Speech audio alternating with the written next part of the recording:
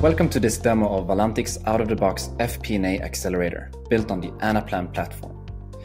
Anaplan is one of the leading cloud-based business planning softwares and offers their clients to plan, model, and analyze their data in real time. The main strength of Anaplan is what we refer to as connected planning. This means that we can create modules for all different planning areas, such as supply chain, workforce, sales planning, and finance, and then connect those across your organization.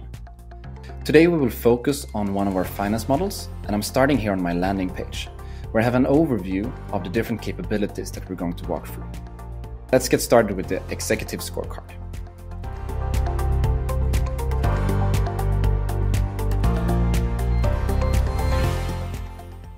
We're now looking at the front end of Anaplan, and in the back end, Anaplan works with hierarchical lists and logics. This means that on all pages that we look at, you will see that we can slice and dice our data with the context selectors in the top right corner. This is, for example, where we could dig deeper into organizational hierarchies, time dimensions, and different versions of the plan. On this page, we can see a few examples of KPIs and key figures and how they could be presented. But Anaplan also offers a large variety of more complex charts and reporting options such as Gantt charts, bubble charts, maps, and so on. All right, let's move on to the top-down target setting.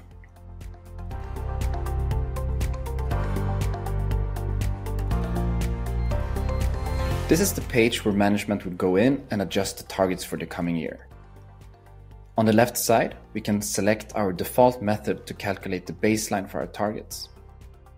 Here I can choose, for example, to base it on last year's growth, which is the run rate,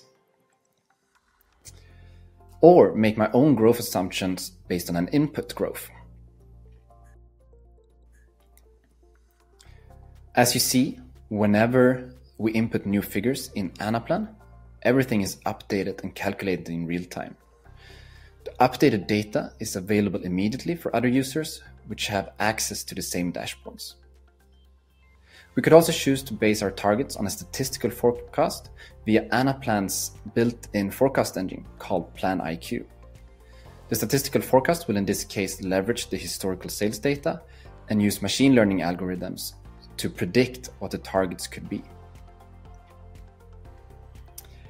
Once we're happy with our target method, we have a baseline and can dig deeper and override the targets on a lower level in the organization. We can select to override or hold targets for EMEA. And as we update the targets on a higher level, they are automatically distributed to lower levels based on our allocation logics. We now have our direction from a top-down perspective. Let's look into what this would mean when we plan our cost centers bottom up.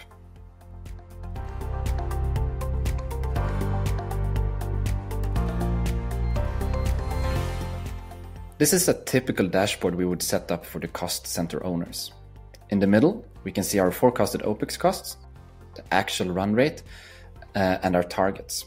Right now, we're looking at the total EMEA level. So let's jump down in the hierarchy to one specific cost center. On the left side, we could go into detailed planning of the different operational costs.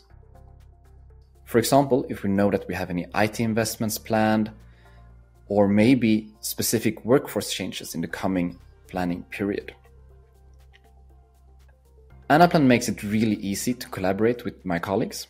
As I work my way through the plan, I can mark different accounts as reviewed or notify relevant stakeholders to revise the plan. It's also possible to leave comments on the cards and tag other users directly in the system. Alright, we now have a top-down plan and a bottom-up direction and are now ready to run some scenario simulations.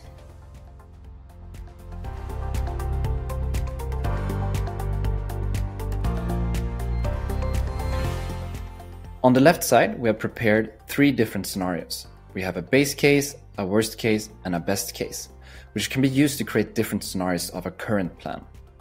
For each scenario, we can create events and customize how they will impact our P&L, balance sheet, and cash flow. The next step would be to assign different events and loans to our scenarios. So for example, if I select my best case, I can decide to include a higher demand than forecasted. I select my worst case and I include the event of a price increase or a cost increase.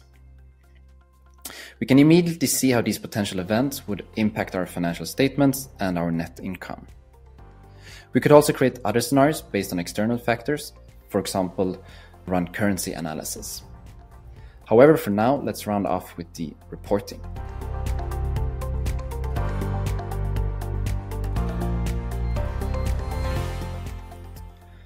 Anaplan's management reporting capability is designed to allow users to set up reporting templates once and then reuse them.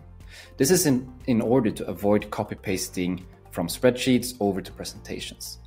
I will start off by going into presentation mode and then jump over to the first report page. This is an example of how we could present a quarterly review of the strategy and our financial targets.